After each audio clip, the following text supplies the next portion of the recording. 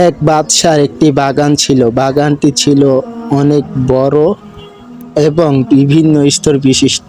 বাদশাহ একজন লোককে ডাকলেন, তার হাতে একটি ঝুড়ি দিয়ে বললেন, আমার এই বাগানে যাও এবং ঝুড়ি বোঝাই করে নানান রকম ফলমূল নিয়ে আসো।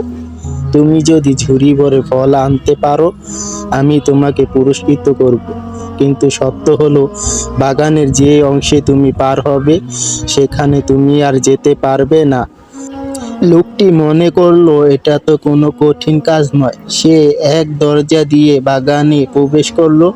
দেখলো গাছে গাছে ফল পেকে আছে, নানা জাতের সুন্দর সুন্দর ফল, কিন্তু এগুলো তার পছন্দ হলো না। সে বাগানের সামনের অংশে গেল।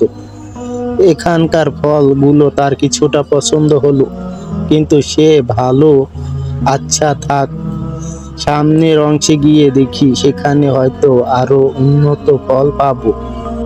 সেখান থেকে ফল নিয়ে ঝুড়ি ভরবো। সে সামনে এসে পরের অংশে এসে অনেক উন্নত মানের ফল পেল।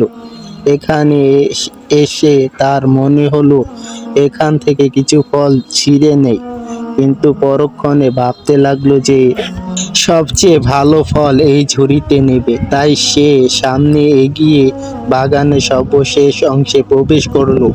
সে এখানে এসে দেখলো ফলের কোনো চিহ্নই নেই। অতএব সে আফসোস করতে লাগলো আর বলতে লাগলো, হায়, আমি যদি বাগানে ঢুকে ফল সংগ্রহ করতাম, তাহলে আমার ঝুড়ি এখন খালি থাকতো না।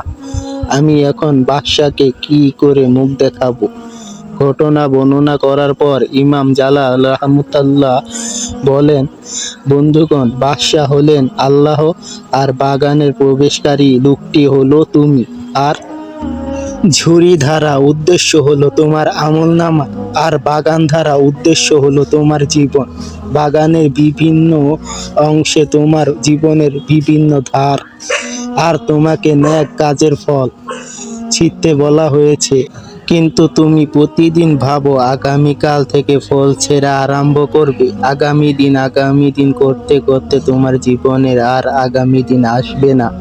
এভাবেই তুমি দীপ্ত হস্তে মাওলার সামনে হাজির হবে। অতএব নেক কাজ যখনই করতে সময় পাও, তখনই করে নিন, জীবন থেকে ফয়দা লুটে নিন।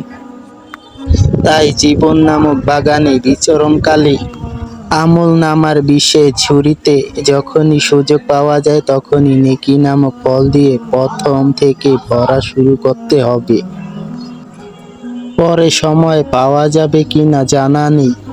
এই ছিল আজকের ভিডিও। যদি ভালো লেগে থাকে অবশ্যই আমার চ্যানেলটি সাবস্ক্রাইব করবেন। আসসালামু আলাইকুম।